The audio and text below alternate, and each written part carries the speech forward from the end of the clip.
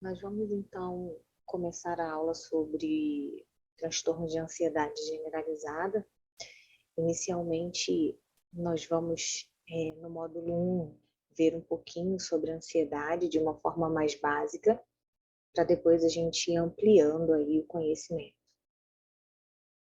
Então, a ansiedade, né? Quando a gente pensa em ansiedade, nesse sentido aqui, a gente não está falando do transtorno de ansiedade em si, nesse momento, né? Mas sim daquele sentimento que todos nós temos, né? Que é inato, nascemos com ele e que tem uma função protetiva, uma função também de desempenho, para que a gente possa observar e enfrentar algumas ações. Então, por exemplo, se nós não tivéssemos ansiedade, nós não teríamos atenção a nenhum fator que poderia nos gerar prejuízo. Então, se eu tenho ansiedade, aquele movimento de fazer o olhar de um lado para o outro na rua antes de atravessar me protege de um possível atropelamento. Então, quando a ansiedade está em um nível saudável, ela tem essa função protetiva, né, de fazer com que a gente tenha prudência nas nossas ações. Quando essa ansiedade, né, ela começa a intensificar-se, né, a entrar em transtorno, ela começa a gerar alguns prejuízos para a gente. E esses prejuízos, eles podem se apresentar no estado emocional, como um componente psicológico, um componente fisiológico, e na propulsão de desempenho. Ela é vista como uma emoção relacionada à antecipação de ameaça futura e está relativa à sensação de imprevisibilidade sobre os eventos potencialmente aversivos.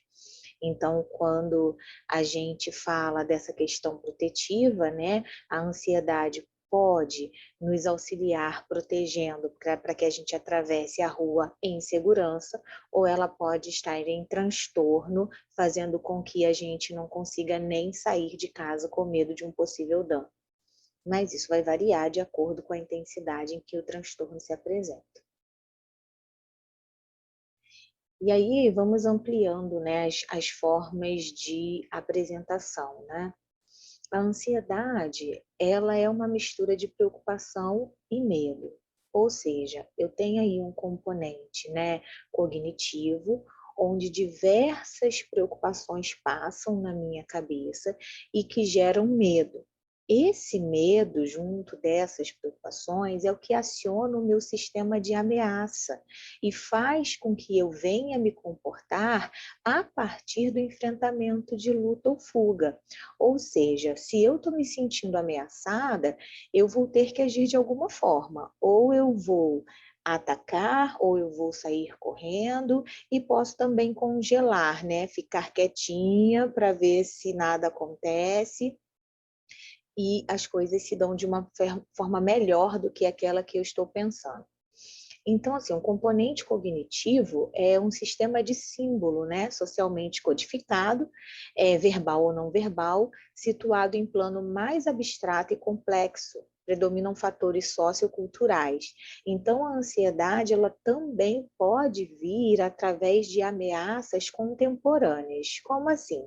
Né? Quando a gente fala de uma emoção inata, de uma emoção que traz enfrentamento de luta ou fuga, a gente pode pensar em tempos da caverna mesmo, onde era necessário ir caçar para obter alimentação, onde de fato estariam de frente lá, né, os homens da época, com feras e com situações perigosas, onde a ansiedade ali estaria agindo de forma a deixá-los com medo e hipervigilantes para poderem se proteger desses perigos que eram reais ali. Hoje, esse componente cognitivo faz com que a gente tenha ameaças a partir de percepções, a partir de ideias e preocupações que nós temos do cotidiano, quer seja dentro da área da saúde, da área de relacionamento, da área cotidiana, das tarefas diárias, né? Eu posso estar preocupada com uma questão de trabalho, eu posso estar preocupada com uma questão de saúde, será que nesse momento, né, que nós estamos vivendo, eu vou pegar Covid ou não? Será que é adequado ir até a casa dos meus pais visitá-los ou não? Será que eu vou conseguir apresentar o meu TCC? Será que eu vou conseguir concluir o curso? Será que eu vou ter o sucesso que as pessoas esperam? O dinheiro para pagar determinadas contas?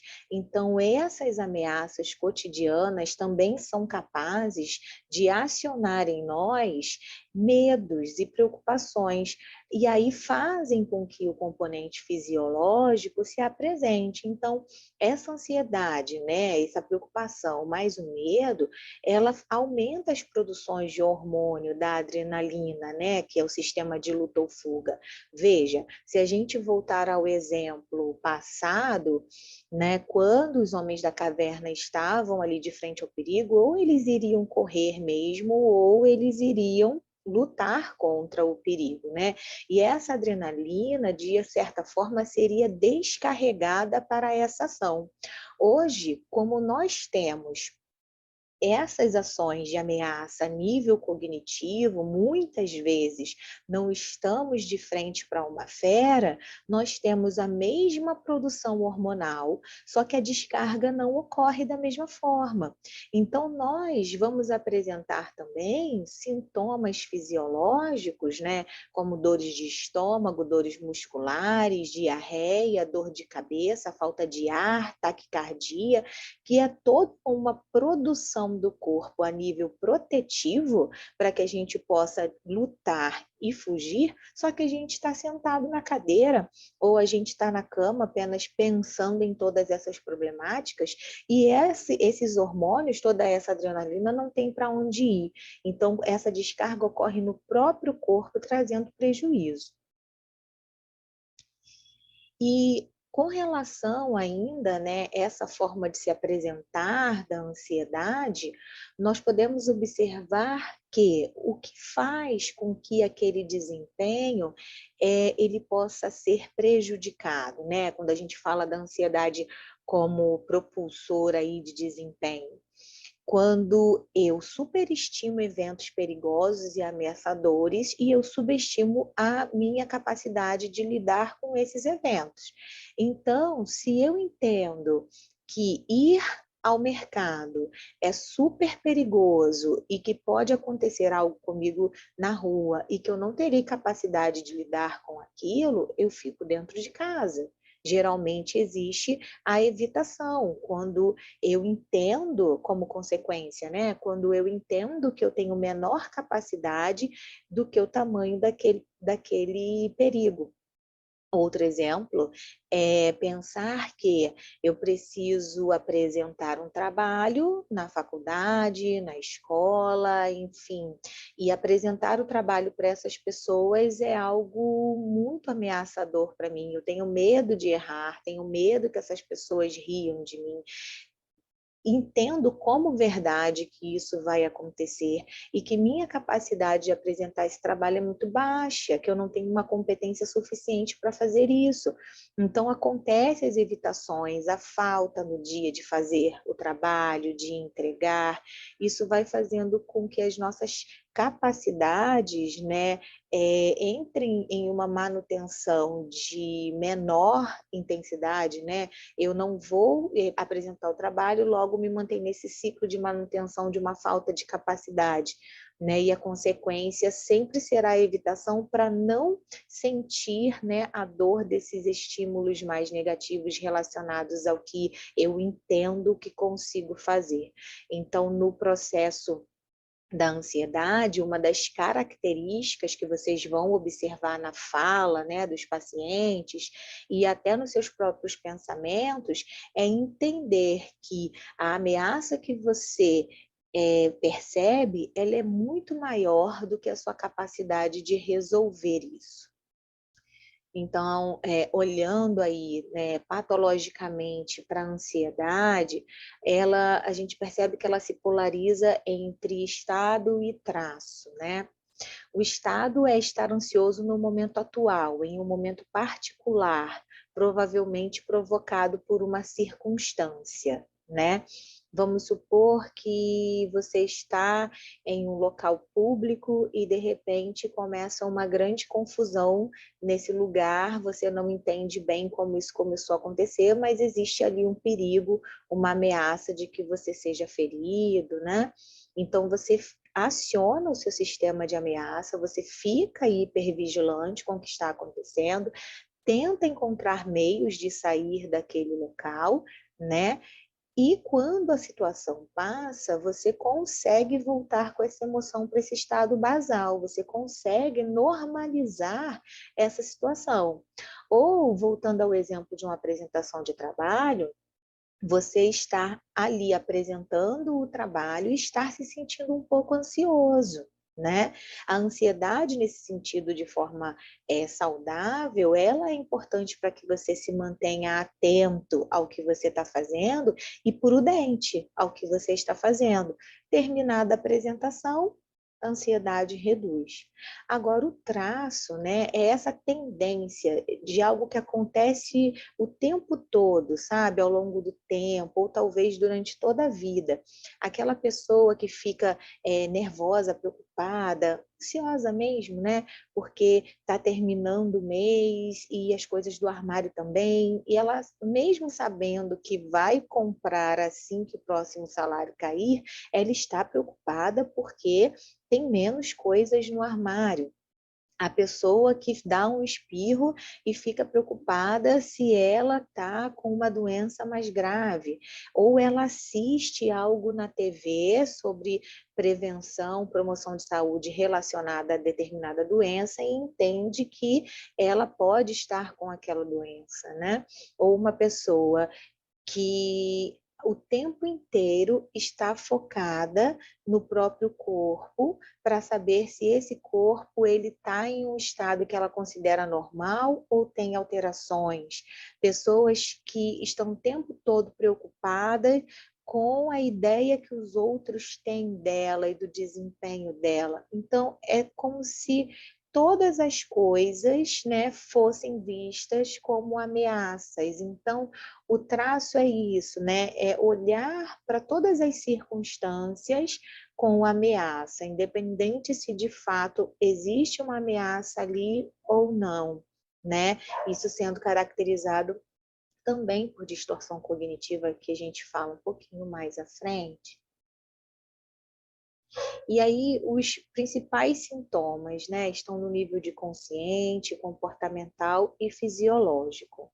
A nível consciente, né, a gente tem a hipervigilância, que é essa postura mesmo, né, de ficar atento a tudo, a todos os espaços, aquela pessoa que chega em um lugar e ela rapidamente quer saber onde são as principais saídas, ou ela está numa mesa de bar com os amigos, mas ela está atenta a tudo o tempo todo. Essa hipervigilância também é aquela que eu falei de estar atenta ao próprio corpo para perceber mudanças ou não, né?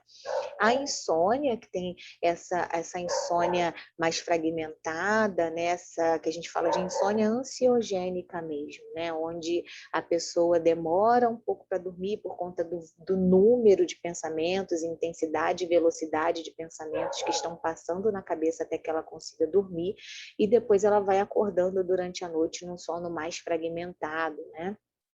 A perda de concentração, né, que também está ligada à atenção. Por quê? Né?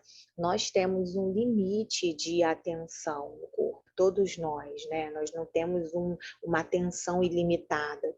Então, quando nós estamos preocupados, né, nós entramos com a nossa atenção a essa espiral de pensamentos, né, preocupantes, ansiosos, e a nossa atenção fica mais voltada para dentro, ela mais interna. Então, a gente não consegue dividir muito bem essa atenção entre aquilo que estamos pensando e o que está fora. fora. E aí dá uma sensação de que não estamos conseguindo aprender bem, não estamos conseguindo memorizar as coisas, né? E isso se dá por conta dessa divisão da atenção mesmo, ou atenção nenhuma fora e muita atenção interna, e dá essa sensação. Tem pessoas que dizem assim, parece que eu tô doida, né? Eu tô esquecendo muito as coisas, esqueço onde coloco as coisas. Na verdade, é o fazer de movimentos sem atenção àquilo que está fazendo, porque está pensando internamente, né? Pessoas que vão a um cômodo buscar o celular, por exemplo, né? E aí, ao longo do caminho, vai pensando em diversas preocupações. Quando chega no cômodo, não se lembra o que foi fazer lá. O que eu vim fazer aqui? Esqueci, né? Na verdade, não teve atenção ao primeiro pensamento, que era a necessidade de buscar o celular. A ansiedade propriamente dita, né, que é o sentimento inato, né, esse sistema de ameaça acionado, e a sensação de apreensão, de estar em perigo, né, iminente a todo tempo. A nível comportamental, né, podem ocorrer tremores musculares, né? Já ouviu o termo estou tremendo de medo, né? Lembra que a ansiedade tem o medo aí inserido nas preocupações, então a gente pode ter como sintoma, né, dessa tensão muscular também, que é liberada também para que essa pessoa possa lutar ou fugir, relacionada a esses hormônios que são liberados, né?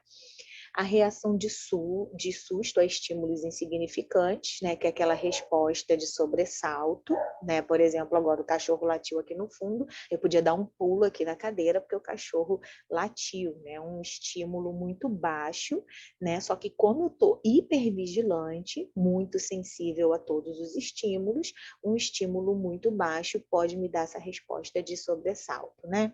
Uma inquietação, né, caracterizada pela movimentação de mãos e pés. Já viram aquelas pessoas que sentam e estão todo o tempo se batendo, né, na cadeira, balançando as pernas, os pés, ou pessoas que andam de um lado para o outro enquanto você conversa com elas, né? E o fisiológico, né, no sentido de intensa palpitação, náusea, sensação de vazio no estômago e sudorese, né? Em alguns casos extremos, pode levar a síncopes, desmaios, né? Diarreia, dependendo da intensidade da ansiedade e dos sintomas, né? Que essa pessoa vem apresentando. Então, esse início aí, o módulo 1 foi mesmo para a gente dar uma relembrada na ansiedade em si, e aí a partir daqui a gente já começa a falar mais especificamente sobre o transtorno de ansiedade generalizada.